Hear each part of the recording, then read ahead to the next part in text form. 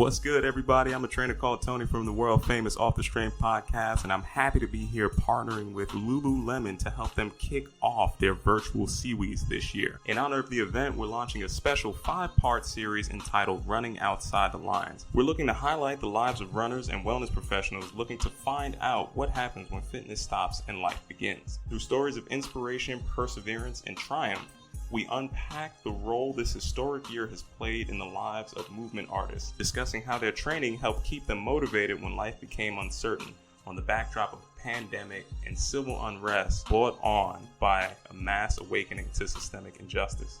Though the stories and perspectives may differ, the sentiment to keep running towards a solution remains the same.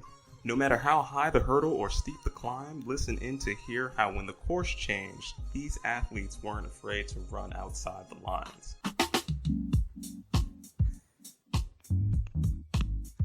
You should have been downtown. The people are rising. We thought it was a lockdown. They opened the fire. Them bullets was flying. Who said it was a lockdown? Goddamn lie. Look.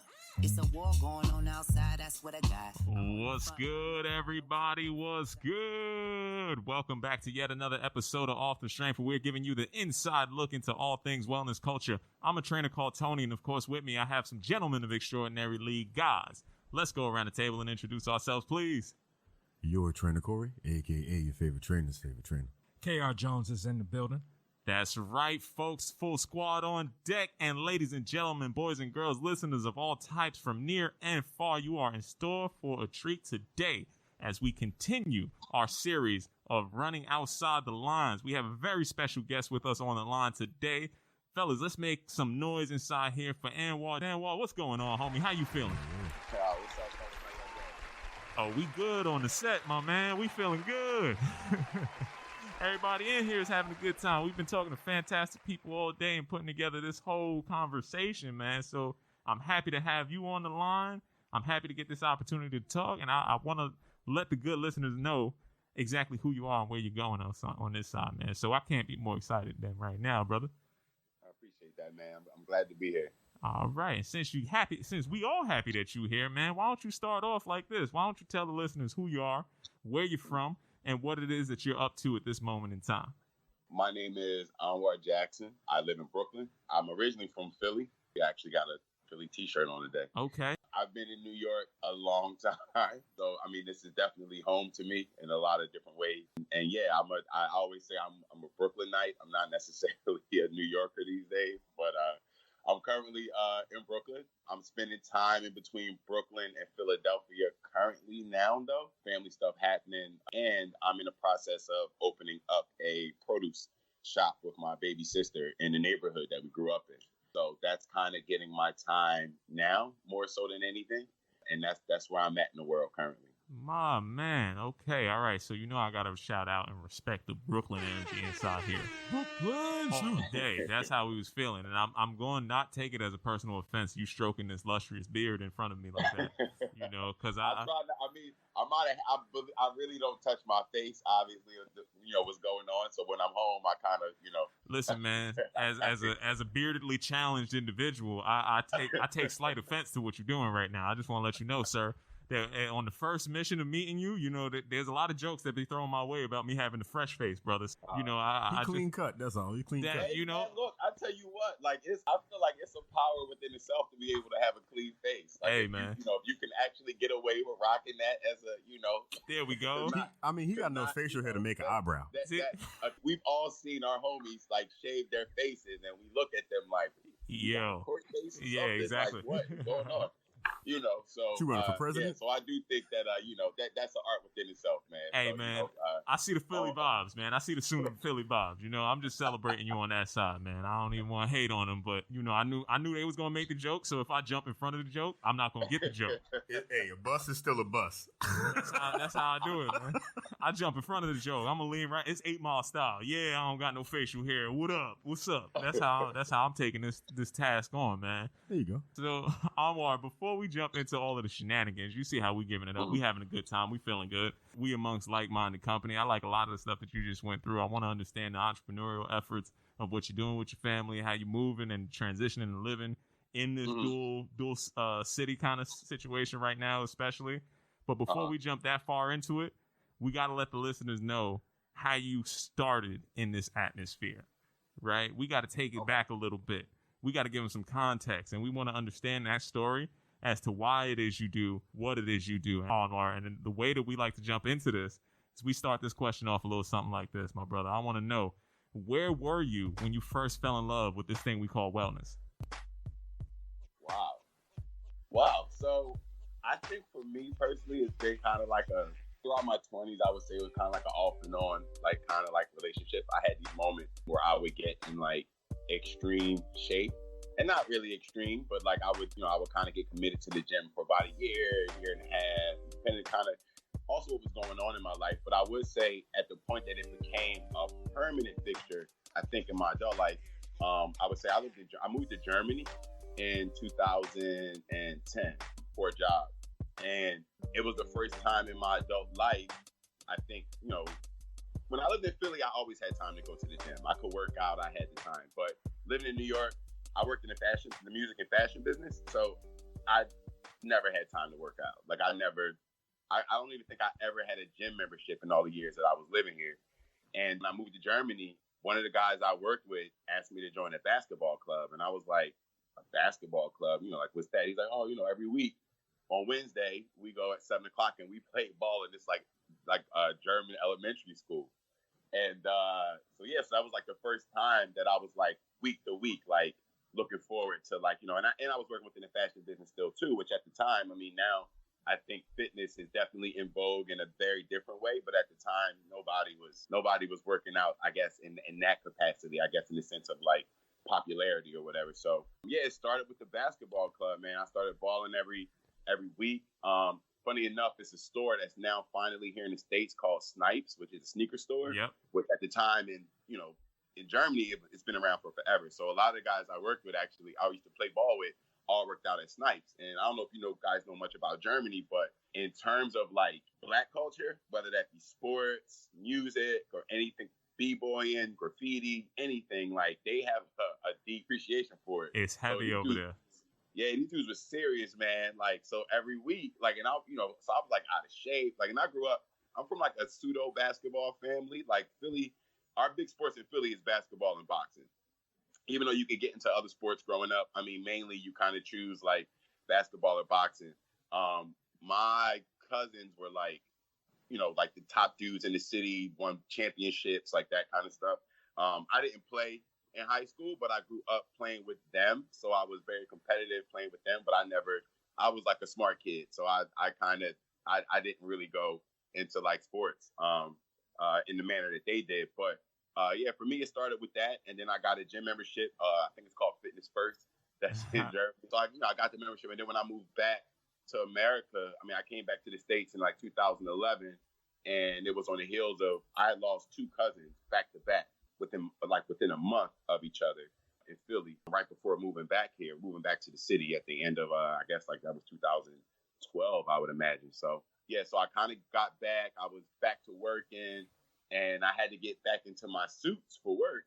And I guess just, and going through the grief of dealing with losing my cousins, and it was gun violence in Philly, which, if anybody knows anything about Philly, Chicago, like that kind of stuff, is, definitely kind of one of those situations. So in my response to it, I was already not the biggest dude in the world. I lost some weight. So when I got back to New York and was kind of fitting back into my clothes, they were too big. So I was like, oh, the hell with this. Right? So I found a gym in Bushwick. I joined Richie's gym. Oh, I know Richie's. Yeah, I'm the reason that Shodan goes to Richie's. That's what's up.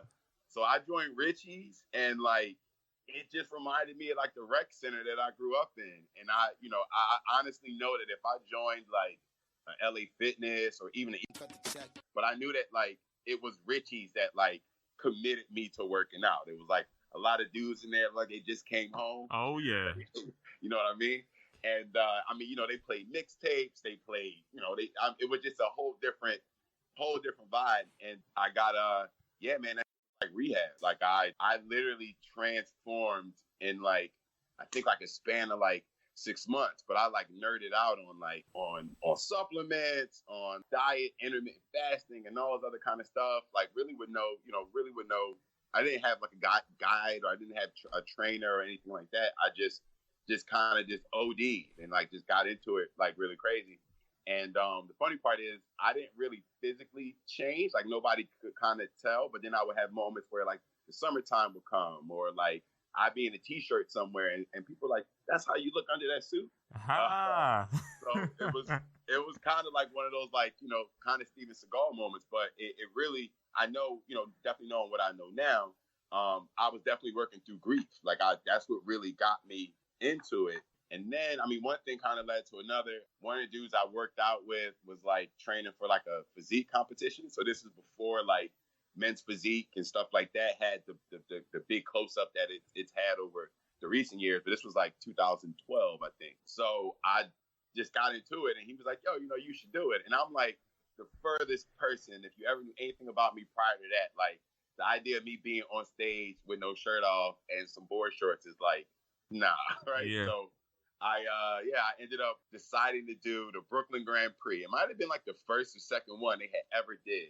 And I did it right at Bushwick High School. I did it with like 10 days out, like 7 days out, something that like any competitor would be like, are you nuts? So I did it. I actually placed pretty well, got all this like feedback from the judges and stuff like that. And I went on to compete for like maybe about another year. So I qualified to do nationals. I got top 5 a couple of times in like the local competitions here. And but at that point, it was still just a hobby. But I knew at that point by then that it was definitely my lifestyle. Like it was like at that point, it wasn't just something that I was doing even for a competition or even for aesthetics or even for anything. Like I just knew that this was like how I worked through certain things and stuff like that. So at that point, it became a fixture. My man, wow, there's so much inside this story that I want to echo back and go through, man. Just one, appreciate you for sharing with that level of depth on side here, but I want to echo that the fact that Germany played a pivotal role in your development inside there. I too had some time that I spent out in Germany for work. I definitely know that the culture over there is receptive to the sneaker culture, is receptive to the hip hop culture. I was in Cologne, Munich, and Dusseldorf. The city where you went? Yeah, Cologne, Munich, and Dusseldorf. Okay. It is definitely a different type of reception, fellas. When you pull up to some of those the Snipes kind of sneaker spots or any of those things, and they see you in there, they're, oh, wait a second. He got a 101 over here. This is a different type. We don't see this over there. You got dead stock people inside here. A little different than the receptions in the South. You know what I mean? Yeah. It's like, oh, okay, he got limited edition inside this position. You know what I mean? So I echo that. And there's something that I want to come back to in that story too when we start to think about fitting inside or outside of those lines, so to speak, that come across there. You came across a rich community story, and you got to shout out. Normally, my man, we don't shout out gyms on there, but I got to go back and shout out Richie's inside there, folks, because we got to educate people as to what that is. I'm talking to my dirty mop water gym people out here. I'm talking to my rusted weight gym people Richie's out here. got an aroma. You know what I mean? As soon as you walk in. Yes. You know it's you about ain't gotta walk in. When you park on the side of the street, You see it from outside. You can smell it. Check this out. This ain't the sexy flexy flexing gyms inside here. You know what I mean? You ain't going to get the aroma scented towels. You ain't gonna get none of that fly stuff inside here. Ain't no kills in the bathroom. Ain't none of that. You know. Jumping off. Let you them gonna know. have dudes lifted in gardening gloves. Exactly. You know what I'm saying? They gonna have boots and jeans on Exactly. and a wife beater. I mean, straight up denim. Yeah, full denim outfit. 501's on, champ. Dripping sweat with some Carhartts. Came right off the construction site, right to the gym. Or let's keep it a buck. Came right from bookings up the block, straight to the That's gym. what I said, bro. Like straight, like the one cat that I actually clicked with at first, I know just came home. Like, Yeah. I mean, he had all the early 2000s fashions, like new. Like I was like, I know this dude just came home. But that was the cat that I first started. Just like, and you know the cool thing about Richie is that they got all the bodybuilding stuff in there. So yeah, man. So just like area by area, like it, I mean, Richie's was like the best playground, man. It was a time to be alive, as they say. Yeah, man. And you know what? Because I don't know what the future is for those places, I do want to take some time and acknowledge the fact that happened, right? Because if I am a visitor to that culture and I don't understand the energy, the effort, and everything that went inside there, I might feel nervous when I walk into that space. But you were able to find community inside there. Yeah. Right. What made it so funny is I used to ride my bike there, and I'm good at like, I mean, they didn't allow anybody to bring bikes in there, but for me, just chumming it up with the cat, who actually is Richie's nephew, who used to run the one on Myrtle Wyckoff, my man Chad. And I mean, it's funny what you can represent to other people. Like, I'm from Philly. I'm from Southwest Philly. That's like Bed-Stuy, Harlem. It's a black neighborhood, whatever. But in their view at Richie's, I was a hipster. Like, oh, hipster's here. And I'm like, I guess, like, obviously, I moved to Bushwick in 2009. So I can't front, like, calling the thing a thing. Even though I look like I belong in the neighborhood. But, yeah, technically, I was leaving Williamsburg because Williamsburg was too expensive. So I technically kind of was gentrification to a certain degree, So I used to always laugh that they called me hipster. And anytime somebody would come in with me, they'd be like, they call you hipster in here? I'm like, just don't. But it's perspective, baby. Yeah, perspective. Exactly, man. But by the time I started competing and stuff like that, and it was like, yeah, I mean, I kind of was like a fixture in the, in the gym as well. Plus, Richie's the one over here, Bushwick Bridgewood is primarily a Hispanic neighborhood. For sure. So it really wasn't too many brothers that were up in the gym anyway. And I mean, it was enough of us, but it was still like, we all knew each other. Like, we all kind of gave each other that, like, that, like, kind of like the head nod. So it was kind of easy to stand out in there, so to speak, kind of like in a way. But yeah, man, I think even now, like the Myrtle Wyckoff location is closed. I did hear it at another one of their other locations. I know the Stanwich location, the one on Bushwick Avenue, that one's still open. Well, once I guess everything gets open again, I know that one is still working. But yeah, they closed the one up on Myrtle Wyckoff, man, and that was devastating. Yeah, man, it's reflective of a lot of our small businesses in the industry going through this adjustment period as a result to the pandemic. And when you lose staples of places that give health to the communities end up suffering in some way, shape, or form. So I definitely just wanted to highlight the fact that, again, even as a transplant in your story, you were able to find community inside of a place that I know some people who are new to this game kind of have a little bit of aversion to, but it's important for us that know those spaces to keep that legacy going forward and to carry on in that tradition. And that's the very premise of the same conversation that we want to start to have on here and set up that coursework for. Let me pick up my pivot foot on you real quick. You talked a little bit about, actually a good amount about loss, different types of loss. You moved to Germany, so you lost America for a little bit. Moved out of your home, you lost some family. Out of all the things, and then as time has come and we're in these times now, we've all lost a lot of things, including your favorite gym. What have you kept?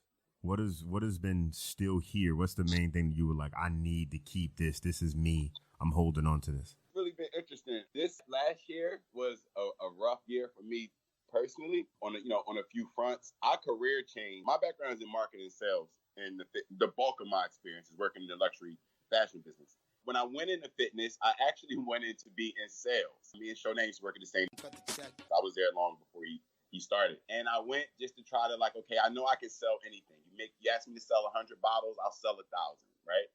And I went there to continue just to be in sales, but I knew I wanted to be in the industry in some kind of way. I wanted to at least be adjacent to it. I had got asked to be a trainer, and I wasn't really, my friends that are trainers are like, kinesiology majors and all types of certification and degrees up. And I have dealt with imposter syndrome here and there, even things that I'm good at. If I don't feel like it's my core competency, I kind of shy away. So one of the things that I will say that I have been able to keep in terms of even fitness, one thing I did during the shutdown was I just jumped rope every day. I climbed down my fire escape and just hit the backyard I was really on the yard. I grew my hair out. I even had braids at one point. So that was kind of, at least on my fitness level, what kind of kept me anchored. The other part of that is I'm Muslim. So I had Ramadan through April to May, mid-April to mid-May.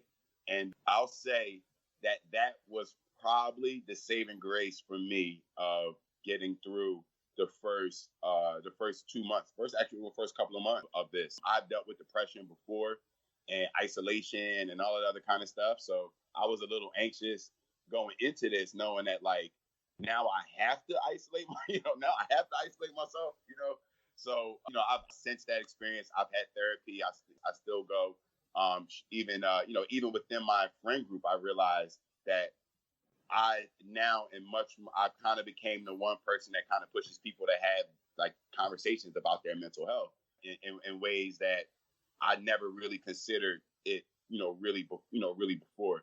I think for me, man, it's just really been about that. One of the other things that's kind of kept me grounded is the fact that I had this opportunity back at home, back in Philly, that I'm working on with my sister. That kind of came on the heels of some tough. Like my baby sister got diagnosed with breast cancer in February, and then she started chemo like the first week of the shutdown.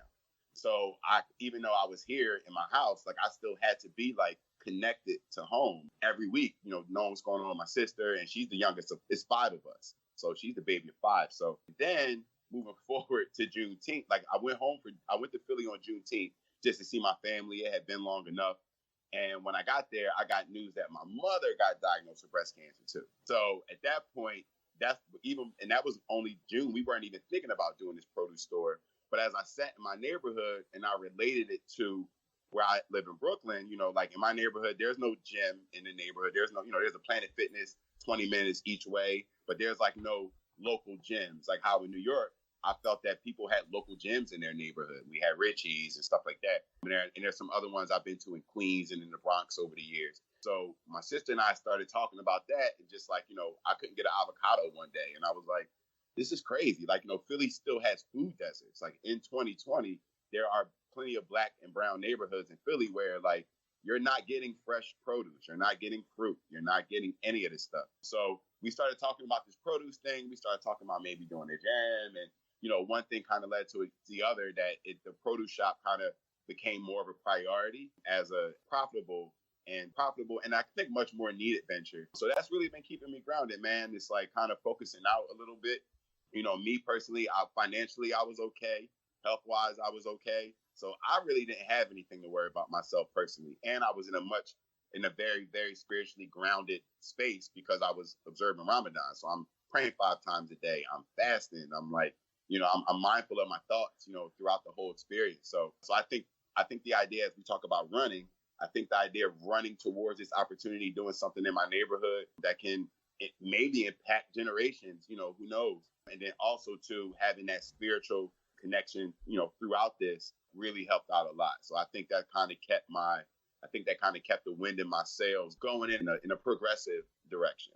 Definitely, man. First of all, again, I want to thank you for sharing your stories, and I want to say I celebrate the purpose that I hear inside of everything that you just laid out, because it is very rich throughout that line of logic that you just put inside there, that the family center is something that's very important, and proliferating people who are like you and who can come from like circumstances, making sure that they have better options, and getting people the resources that is needed still in 2020, as you highlighted, is an effort, right? And also for having what I can only attribute to as perseverance through a lot of turmoil amongst an already tumultuous year. Having all of these different unknowns coming up and presenting themselves in your lifeline, you had to have something that made you get back through it. And would you attribute that to your faith? And would you say that that's what solidified you as these challenges throughout life started to manifest? Yeah, man. I mean, faith is very important. Faith is very important to me. And I think that for me, it grounded, like it just like, I don't know, like I think that sometimes we can tend to think like, oh, well, at least I don't have it that bad, or like, oh, kids in this country are starving, or whatever, that kind of stuff. But, like, again, for me, I know, all of our walks are relative. Like my struggle may be something that's not a struggle for you at all, and vice versa.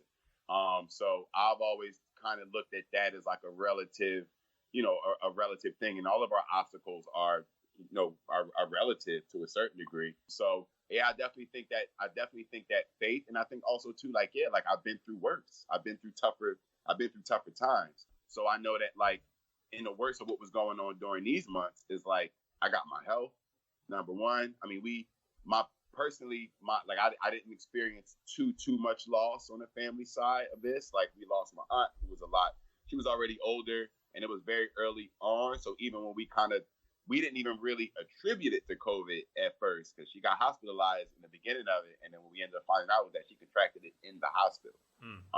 But, she was almost 80 years old, stuff like that. But for the most part, my inner family circle had been relatively together, had been relatively good. So thank God that I didn't really have to deal. I had friends who lost both parents, all types of stuff. So I think that for me, I just kind of kept my mind focused on the fact that I was healthy, my family's healthy. I got food in the fridge. As crazy as it sounds, you talk to somebody 6 months before that, we wouldn't even been talking about things of that nature. So I just found myself being grateful for the little things and grateful for not even the little things, at least the vital things that I had in my life. I had good friends. I had people checking on me. I had people calling me, and vice versa. I had people that I was checking on and things of that nature. So it was definitely faith, I think, in a spiritual sense, but then also too just faith in humanity, just faith in people, that even still, that through all this craziness, that there were still people that I matter to, people that matter to me. So that definitely kept me it definitely kept me connected. It kept me anchored, I would definitely say. Right on, man. Anwar, man, you are a wealth of knowledge and experience, man. Everything that you're going through from moving, and I see that you everything that you do starts and ends with Philly, right? As far as the Black Lives Matter movement that's been taking place, like, how have you been personally affected by the movement, being as though that you're in between two cities, living in two spaces that are predominantly Black as well, or people of color in Bushwick in the Spanish community? How has that been for you throughout this time? Yo, but in the beginning it was tough, man, because I definitely took quarantine seriously. Like, I was not. I think you guys are probably going to talk to Carter at some point. It's another homie of me and Shodan. For sure. Carter had just relocated back to New York and rented the other room in my apartment. So we actually went through the quarantine together, which was really a saving grace, man. Carter's also Muslim, so we definitely had that connection. So in the beginning, I wasn't going anywhere. Like, I wasn't even going out. I have a 24-hour produce shop on the corner of my street. So, you catch me shopping 2 a.m, bro. Like, I was like not in these streets, like, at all. And but at the same time too, it was a struggle for me because I don't go home to Philly as often as I used to over the last couple of years, but I still go home pretty often, maybe once a month or something like that. And in March, I had 2 godchildren. 3 of my best friends were having kids within a month. Like, 2 were born. One was born March 5th, one was born March 7th, and the other one was born on April 5th. So I was worried about my friends going in and out of the hospital. My best friend's wife was like my sister. Like, so I had that on my mind.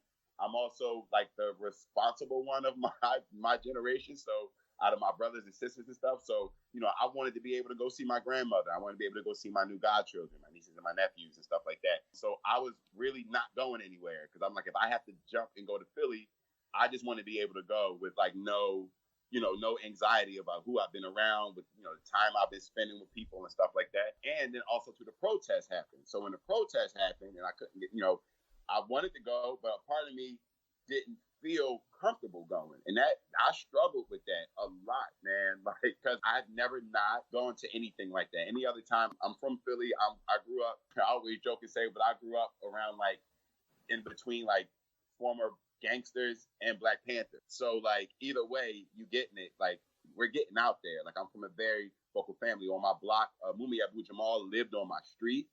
So we grew up going to Mumia Abu Jamal marches. Black Islam is a big thing in Philadelphia. I don't know how many people you guys know from Philly, but yeah, I just grew up in a very conscious family. So not being able, at least feeling like I couldn't go out there. So I found other ways to get involved. So I was working with organization that we kind of all came together, mostly people from music business, arts, creatives, and stuff like that. We came together and formed this organization where we supported marches. So whether, we got people food, we got them water, we got them masks, we did marshals online for people. So we just found other ways. So that actually really gave me a sense of purpose when I knew I couldn't be out there, and, kind of like in that way that I felt like I wanted to. So that definitely kind of gave me resolve on on what I was feeling, at least being able to contribute to it, in some way. And then I saw, Philly had a bad run in terms of like the looting and stuff like that. Like it got pretty bad there. And that was a struggle, which also led to the idea of even to do this produce store in the first place, in terms of a conversation I had with a friend of mine. And, they were going over like, oh, all these people were like, they looted the Lowe's. They finally put a Lowe's like hardware in like the middle of a black neighborhood in Philly, in West Philly. And, the Lowe's, the GameStop, the Foot Lockers, all those things got ran through. And one of my good friends got into it, not a debate, but we disagreed on this idea of looting and rioting and all this other stuff. But the issue that I had was that some of the looting and rioting was happening in the only supermarkets that some of the neighborhoods had. So it's like, okay, you could tear up the Lowe's, tear down the GameStop, burn down the Target, whatever it is. But that one little supermarket that you and I would probably think is not the best supermarket, that's the only supermarket that your granny can go to or your auntie can go to. So, and there were very few Black-owned grocery stores, so it's really interesting that fast forward. And my sister and I we're only about a month into this idea of doing this store. But when I look back on this time, bro, like all these little things were like leading to this, leading to this decision. So being in between both of these cities, man, and seeing this happen, and also seeing a startup go at two different paces. Where like in Philly right now, gyms are open. Up here we have our things, and being in tune. Like one of my best friends was in Shanghai when all this stuff happened, and one of my best friends is in Amsterdam. I have a good friend that lives in Barcelona, so I was getting a very international view of what was going on at all these different paces. But then looking at where we were, here in New York, and as even other countries outpaced us, at least in recovery terms, it was really strange to be in allegedly one of the greatest nations in the world, one of the greatest cities in the world. And, we're still going through this in the manner that we are. So yeah, it was really interesting because I felt like I was in 100 places at one time sometimes, like, and at least trying to reconcile the strivings, the things that I wanted to do, but then also to being, knowing where we were challenged in terms of health and the virus and all that kind of stuff. So it definitely has its challenges, for sure. Challenges are something that it doesn't seem like they've hindered you much in life, though, my friend. If I could be honest with what I'm receiving from this conversation. I appreciate that. I just try to push through them. but yeah, man, I mean, and challenges are important. Without challenge, there's no progress. Like, I don't necessarily say without struggle, there's no progress. Struggle and challenges to me can be two different things. But yeah, I feel like if we're not posed with challenges, whether we impose them on ourselves or, just challenges that the world throws at us, is like, how do you even know what you're capable of if you're never challenged, if you're never challenging yourself? So I hear you on that, my man. And what I hear when you're speaking is that it sounds like you've been doing a lot of work in the mental gym as well as in the physical kind of prowess, my friend. Hell yeah, man. There's a lot of reinforcement in here. I'm hearing a lot of different, I'd say, mind maps and tools that you use to appraise situations, that you use to elevate yourself into a different consciousness, and that things that you use to possibly even solve the challenges, as you put it, when they do come about. Talk to me a little bit about how that developed. Well, one, I think that, like I said, I definitely have realized that I had used fitness to work through grief, and I definitely had moments where the fitness wasn't enough. It wasn't enough. Like it didn't, I mean, like I was 190 pounds. I was like 6% body fat. Like, I mean, it didn't matter. Like, you know what I mean? So the thing what I did is last year, because I haven't even been in therapy for a whole year yet. But the most important thing, I think the most important decision that I, had made, the other part of that is that I had realized over the years that I ended up being therapy for a lot of my friends. And, so it was kind of like one of those things where it was like, I kind of started to resent it at a certain point, because I didn't feel like I had somebody to talk to in the manner that I know my friends felt like they could talk to me. I have a lot of experiences. I've lived a bunch of places. I'm not liberal is not the, I don't think the best word, but yeah, like I'm very open. I'm working in the music business and fashion business as long as I have. You meet everybody. You meet all types of lifestyles, backgrounds, and everything. So I actually thrive in that diversity. I thrive in that, like, I think in that representation chaos in a sense. But what I realized last year was that I spent years putting work into like physical fitness, and it was ridiculous to me at that point that I didn't put that same fervor into mental fitness. Mm-hmm. So that's what I did. I said, I was like, I'm going to commit. I was like, I'm going to commit in the same manner that I committed to. Because what I told myself was this: when I turned 30, I said I'm going to work out for 5 years, solid, straight, 5-6 days a week. Because I was reading all these things of like when you're late 30s, all these things set in and blah blah blah. I read this article that like between the ages of 30 and 33 is like your stamina peak or something like that. So I was like, I'm going to take advantage of these 5 years so that at 35, if I don't ever want to work out again, at least I may have like reprogrammed my body, to a certain degree or whatever. So anyway, I just knew that I had all these ways of putting all of this effort and energy into physical fitness that I didn't put into mental fitness in the same way. And not like I haven't, I always fast. I always have my spiritual thing, but even still it was like I had never put anything into mental fitness. One of my former clients is a psychiatrist. I reached out to him last year and I was like, I just want to start with some books. I was like, I don't know if I'm ready to, sit down somewhere or whatever like that.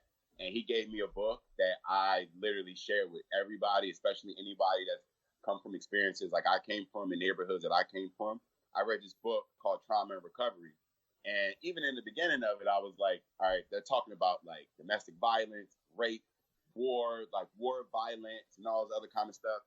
And in the beginning, I was like, this is extreme. Like, this has nothing to do, you always think at first, like, this has nothing to do with me. Like, this is not my issue. These aren't my, and then when I got to, they have a chapter on disconnection, and it blew my mind. Because it was like literally, it really brought home certain behaviors and certain patterns.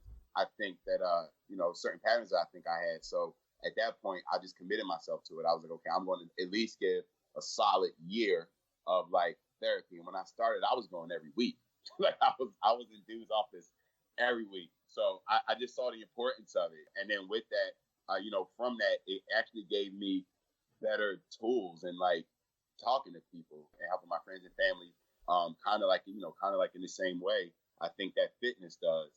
In the same way that I can help people, with physical fitness, I've seen that I've been able to facilitate the same in mental fitness, and not even in the sense of me helping somebody directly, but just the fact that I went to therapy, a person that like everybody thinks just gets through everything. I'm always up. I'm always like a pretty like, easygoing dude in that way. But I definitely know that like I turned some of my friends on to considering it in ways that they probably would have, never have. And that actually felt good being on the other side of it for sure. Yeah, man. I'm happy that we're on the preface of normalizing the presence of therapy happening as a normal and regular occurrence inside of just what is going to be deemed as a health regimen. Mm-hmm. So your strong friend can also benefit from talking to therapists and just having somebody help you notice what you're noticing. Just having somebody help you unpack a lot of the things that may have gone as under the radar. You're exposed to traumas that you might not even recognize or regard as traumas when you're coming from places that are in essentially a suspended state of conflict.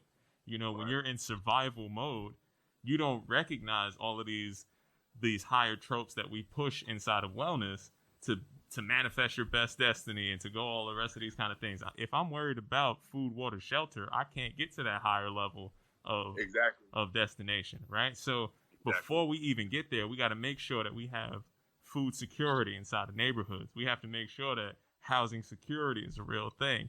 And then we can start to elevate ourselves to go into these other spaces that I hear, again, it's rich inside of what you're saying. So I do appreciate you on that front, brother. And well, let me ask you a question here. We talked about a lot of times, all of the fitness heads, we always focus on the work and focus on the energy and the dedication, the adversity that you overcome. We often miss the recovery side of it. So you talked a little bit about the therapy with the recovery. What are the other tools? What are the other things that you're doing or developed or using to recover from what's going on and what's happening and all the loss and this, all the things that you're dealing with now? Our manager, I don't know if you guys know Brian Robinson.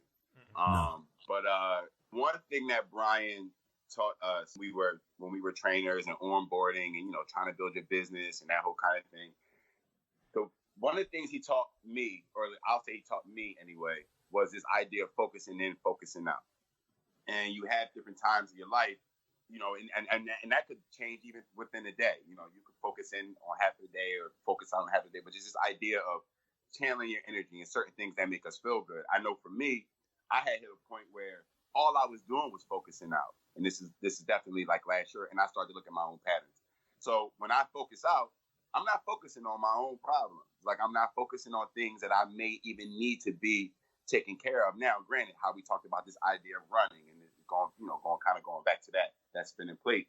Yeah, there are moments where it's like, you know what, it's easier for me to worry about somebody else right now because I don't have the capacity to deal with my own, situations or whatever the case is. So this idea and this concept of like focusing in and focusing out and seeing how that benefits you, you know, like I know for the most part, it's like I have like, I don't know, I think I got like 5 godchildren. I'm the only one in my group of friends from home that doesn't have kids. And I'm the one that's like the best with kids. Like, you know, I had custody of my nephew at a certain point when my brother was going through some challenges years ago and stuff like that. So I don't have this, I think men get to be my age and they're like, oh, you know, I don't know what I'll be as a father, where it's like, I've been responsible for my sisters since I was a child, like stuff like that. So I know for me, it's been this idea of focusing in and focusing out. So now I have definitely much more of a balance because I know this. I mean, it sounds kind of cheesy, but they say on planes, it's like, I can't help you with your oxygen mask until mine is secure. So if mine is not straight, I'm going to die helping you put yours on, you know? So it is this kind of like, this idea where it's like, I know for me, I do feel better helping other people. I do feel better facilitating things for other people. And also everybody knows me that knows me. I'm like the hookup dude. It's like, yo, I'm trying to get this. All right, cool. I know somebody, like I'm that kind of guy. So I know for me, I thrive in being that, but at the same time, I knew I actually had to take care of some things for myself. So I think for the not first time, but definitely for a consistent time with, you know, throughout this, in that I definitely had a balance of focusing in and focusing out more so than I ever have. And it could just be now that I have knowledge, now I maybe have the tools, I have the vocabulary to maybe navigate some of that stuff. But I know for me, it is about keeping that balance of focusing in and focusing out on other people, focusing out on things that affect other people before they affect me. But then also too doing that inner work of doing what I had to do, you know, for myself, securing my own oxygen mask, so to speak. Yeah, man. And it's not corny or it's not cheesy work at all. I'm going to tell you right now, that is mission critical that you fill your own cup, because nothing else is going to come from it if you are deprived of that oxygen. Right? We can't get the benefit. You're gonna inspire and uplift a whole community on your own right. That community never gets to benefit from that if you are in a place of deficiency. If you are in a place that is in turmoil. And to be a pillar inside there and to be as strong as you are and to also have the confidence to ask for help when you need it, that's the real strength right there, brother. A lot of people get strength confused sometimes and think that it has to be tied to demonstrations of it. It's like, no, I know when I need to turn to my brothers and ask for some help. I know when I need to go out and be the one who's going to uplift. Starting a business in the middle of a down economy is something that is strong on its own. Forget about everything else inside here. That takes a declaration and say, you know what? My future self vision is higher than what most people can see right now. Because I know that this is going to transcend this neighborhood. And I know that people who need this food are going to get this food, and this food itself is going to help circumvent some of the constant issues that we're facing around here. So I can't help but champion what you're doing on that side, my man. I really do feel thankful. And, you know, that love from 718 to 215, baby, that's what we're trying to establish on this side. You feel me, God? Yeah, man. You know what? I have a saying that I use I know I picked it up from somewhere, so I didn't make it up. But delegation is self-care, man. Like, delegation is self-care, number one. And number two is the thing that I realized even through this time is that we need teams. We don't need saviors. Like, one person is not going to fix everything. Like, you know what I mean? But a team of people, can. So I've just been like, I've been living by that, man. I've been living by, it's been a long time for me to consider doing anything entrepreneurial. And the other part too, going back a little bit, not to jump back, but like this whole idea of focusing in and focusing out. it makes me think of a time when I was a trainer. So when I became a trainer, I was leaving a fashion business, making good money, obviously coming to to be a trainer, and like fast money slowed up. And I'm like, all right, so I got to get another job. So I ended up getting a job at the Bowery Hotel here as a bellman, which even again, the same thing is like, if I had to ask myself a year before that job, would I be that guy out there with the vest on? I'm like, no, but I knew the money was good. It was decent. I got tips on top of getting paid hourly, and I had benefits, and all I had to do was work 4 days a week.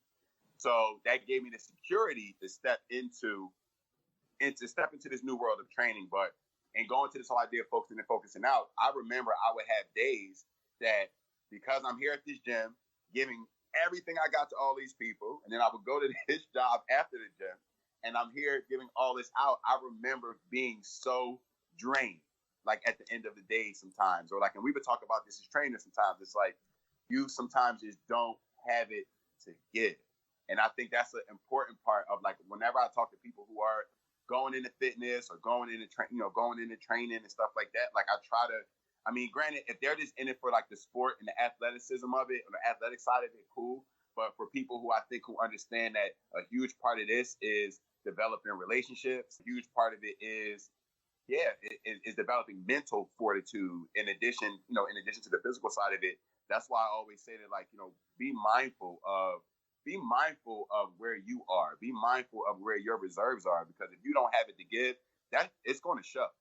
Like it's going to show. It's going to come through in the way that you train. It's going to come through in the way that you treat your clients. It's going to come through in the results that they either get or don't get. So I do think it is mega, mega, mega important, especially in this field, for us, and especially to, not to make it more about a black or white thing, but it definitely for black trainers, especially if you are, because when I oddly enough, and this may be a taboo thing to say, but when I hear wellness is a white thing. That's a white construct. Like, we don't have wellness in terms of, we might go get in shape. You might go to the gym, join the gym. You might work with your boy. But this whole idea of wellness, and when you look at the wellness industry, there's not a lot of people that look like us. And if they do look like us, they're trainers like us. They're on the side, they're on the side that we're on. So I do think that it is important to check in on your own reserves and make sure that you actually have it to give. Because again, if you don't, it shows, and it'll show in your business. It'll show in everything. It'll show in everything. It's showing everything that you do, at least in my opinion. And that's a valid opinion, man. I want to come into that and just go back through a couple of the things that you're saying. We do get the homogenized image of what wellness can be, looking like a certain thing. But my challenge to that would be, okay, you already alluded to, much like in the music industry, where you also have some presence, much like in fashion, like you have some presence. If we're looking at the movers on that side of the conversation, we might not be on the forefront of the buildings, and we might not be inside of some of the offices that are making the decisions, but you could not run that operation minus the contribution that we're putting inside there, from the music to the education to the actual the client interactions to just the maintenance of the whole infrastructure. It could not work without what we bring to that contribution, right? So, for sure, bro. Like, and I think that we end up a lot of times being on the provider side of wellness, but on the receiver side of wellness, we're not the audience, man. Like, I mean, and again, over these past couple of years, it has grown exponentially. Like, I remember when I was on, my first year on Instagram, Fitstagram wasn't even a thing. Like, you know what I'm saying? Like, it was like not a big deal really to that capacity. And then within a year's time, it was like people running whole personal training businesses through Instagram, things of that nature. So one thing I did enjoy about the fitness industry, I will say this, in terms of wellness or fitness, whatever you want to call it, I actually did appreciate the diversity that was in the fitness business, coming from these other areas, especially the luxury fashion business, where we see these things. We see, Gucci with the weird sweater with the lips and all the other kind of stuff. It's like, yeah, there's so much surface diversity in so many other businesses. Whereas, like, the one thing I did enjoy about fitness was that I did meet people of color who were killing it, who were moving and shaking and doing all of that kind of stuff. But then when I looked at their client, because I guess it's more of a socioeconomic thing, and not saying that, there aren't black people or brown people who can afford personal training, but that's a luxury. Wellness is a luxury.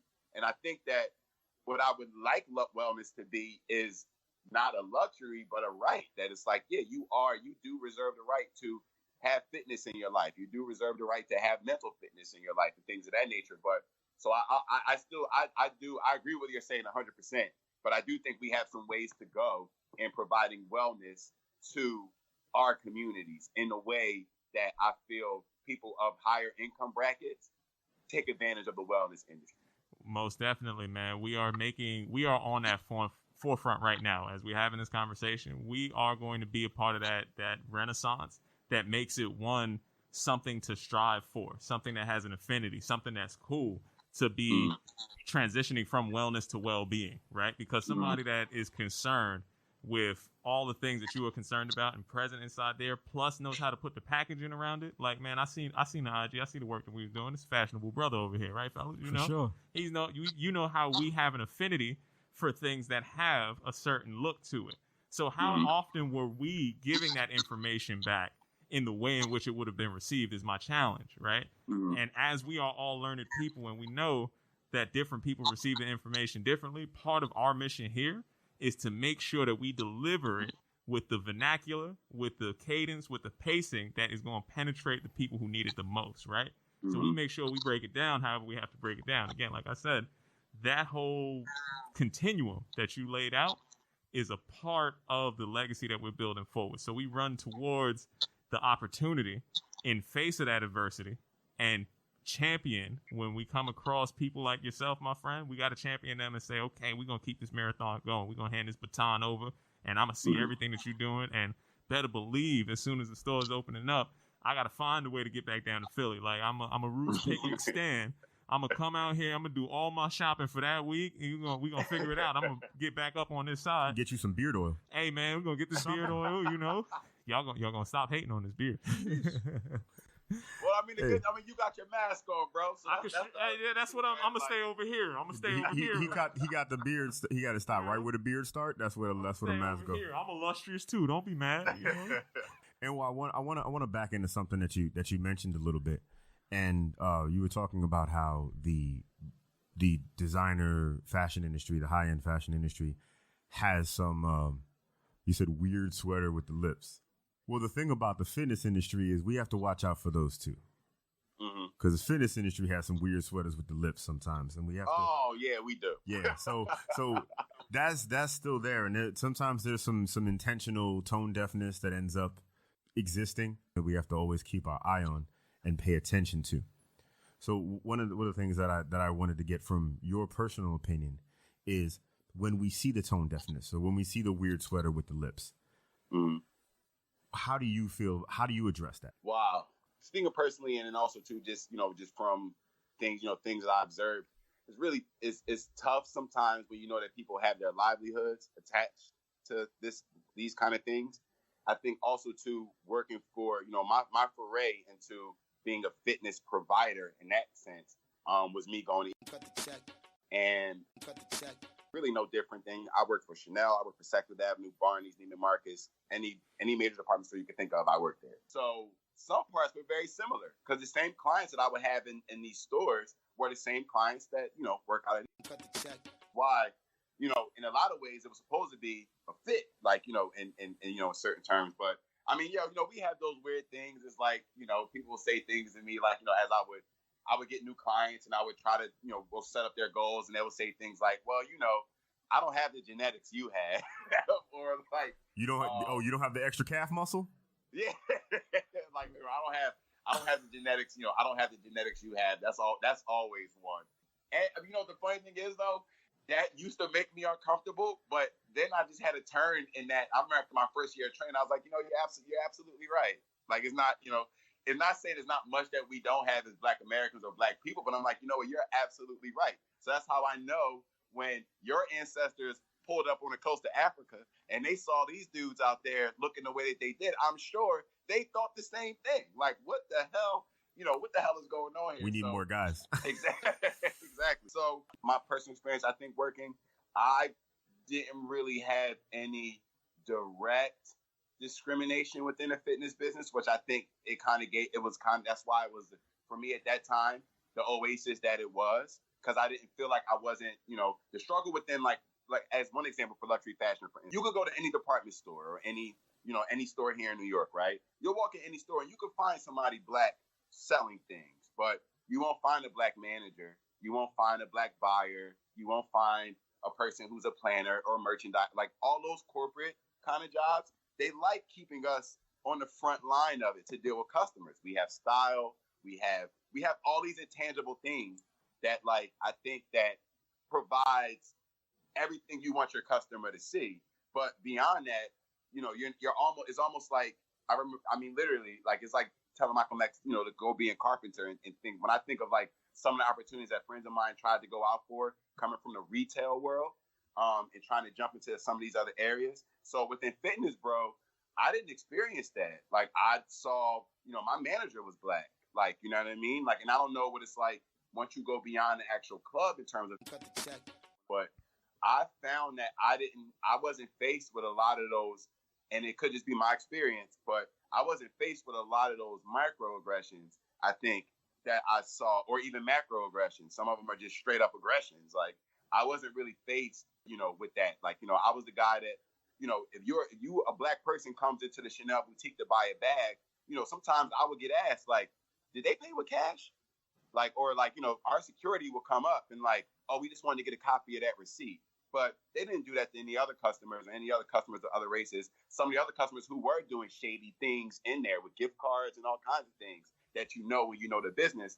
But yeah, so I would have those things happen in that world, in that business, that when I made that transition into fitness, I felt relieved of that, man. Like, I can't front. Like, I felt like I could kind of take my, not guard down, but I didn't have to be so vigilant in terms of this, like, these racial, kind of things. Like, I had a black manager. We had a majority of black trainers and trainers of color at the club that I was at. So it definitely gave me relief from that for a little bit until it started to have its own challenges. But it definitely gave me relief in terms of color, in terms of those kind of things, in terms of those weird things of trying to maybe move within a space and move up within a space, where it was like, I definitely knew that, like, as long as whatever I was willing to put in that organization, I probably, and more times than not, I got what I needed to get out of it, and almost what I probably deserved to get out of it, financially and I think opportunity-wise.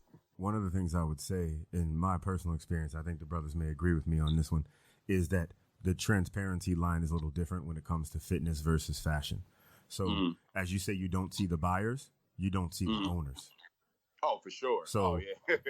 Tone and I have owned some things in fitness, and we've always been the only person there. We've always been the only person of color. You go to boardrooms, we're not in boardrooms. So that line exists. It just exists past the club. Right. So yeah, that's what I said too. Like, I know beyond, obviously, like beyond, Brian, I think I saw maybe there's two. Our regional was a black dude, and there's David. I forget his last name. Who's been at like forever. So I think in every one of these businesses, that line exists. I agree. That's a good way to look at it. Yeah. Like that line. That line does exist. As somewhere along the way, you're going to be the only brother in the room, or you kind of know that. But yeah, I agree with that. I definitely, at least from the standpoint of which is the beast that I do know, I know that that's 100% the case. The corporate office is right upstairs from us. So, Anwar, man, this has been a great interview for sure. One of my favorites. But as we wrap, we'd definitely like to leave the listeners with a gem, if you will. In the same vein of running outside the lines, which seems like something you've been doing since the time you were born, man, from Philly to Germany to Brooklyn. It just seems like this is ingratiated in you. So what gems could you leave our listeners with to continue to take that step forth and run outside the lines as you do with your produce and making that generational change within your family and things of that nature? One thing I go by is the way you do anything is the way you do everything. And I know that sounds like some like riddle or something like that, but that's my approach. And when I'm like firing on all cylinders, so to speak, that's how I'm operating. So I know that, like, yeah, the way you do anything is the way you do everything. So if I'm half-assing this, I'm going to half-ass everything. So so what I try to do is, especially now, even through this, in terms of going back to Philadelphia, because I'm also working with a brother. I don't know if you guys know Sam, that used to be a manager at Titan here. He opened up a gym in South Brooklyn, and when I was looking for a location for my produce spot, I came across this location that would be perfect for a gym. Now, mind you, I don't have the money to do it. I don't have anything to do it, but I'm like, I've been in contact with the owner of this space, because I'm just like, this is going to be my gym. And the interesting thing is that pretty much all I'm doing, one of my friends pointed out, he was like, there are things that are very common here in New York City. Walking to the corner, getting a bodega, there's a local gym in your neighborhood. And he was like, in Europe, from a city where these things are not common. So it's no different than any explorer going somewhere and seeing how they do these things here, and how the community benefits from it. And now you're bringing that back, back home. 3 months ago, you wouldn't have told me that I would ever be considering doing anything back in Philadelphia. But I think that I am experiencing this idea of returning to yourself and remembering, so to speak, like remembering who you are, kind of deal. Mainly though, like I say, man, the biggest thing for me is the two things I said earlier: delegation and self-care. We need teams, not saviors. And the way you do anything is the way you do everything. So do everything well. And that'll manifest and get you a lot further, than you would think, for sure. Man, my brother, I just want to reflect some of that inside there, because again, you just hit us with a bunch of stuff on this front, man. And I could see and hear the ritualism that is present in your speech all throughout the narrative that you painted for us here today. There is the way that you do one thing has turned out to be the way that you do everything inside that story, man. So I do say that this man is not just talking about it, fellas. He's living that life. Yeah, I'm trying, man. He about that life on this front, for sure. And you bring up some notions that kind of make me reminiscent of some proverbs inside there. So we go back to the idea of Sankofa inside there. So you take from the future tense and you inform what was going on in that past tense, and we end up with that omnipresent ability to be responsible citizens in these communities. So I do want to thank you for that. And there's the lineage of storytelling put to you is by the griots out there. You understand what I mean when I say griot out there? 100%. So we got a history of storytellers that have to keep these legends that we have in our communities, from the Richies to the people that we know in the mom and pops inside of Philly, to all of the rest of these things. It's our job right now to tell about the greatness that already existed in these communities, so that we have the wherewithal to preserve what we have around us, and we reinvest inside of ourselves before we look for that external investment. But we keep in mind everything that you already went through today, my brother, and I totally appreciate you for that. I just want to, again, one more time, just champion you for that mindset. I see the fortitude that you put inside here to make sure that you develop that mental space. And I know whoever's following in this footsteps, that the shadow work that you already put in, they're going to be the benefactor. We're going to help uplift this neighborhood. And I'm going to ask for this team side. You talking teams? Yo, if we talking teams, I'm saying, man, we got to get on the same team. What's up, bro? What's going on? Off the strength. Yeah, I mean, but that's what's needed, man. Like in terms of, I know for me, even the fact that I'm even here is because I got somebody like Shodan on my team. Like, that's my boy, that's my homeboy. But when we all made that transition into fitness, all we had was each other. Like, in terms of like, how do you program? What do you do? This, that, and the other. So I just know for me, man, like, teams are, we're talking sports, we're talking fitness in general, but like just teams in general, man, like it's like no man's an island.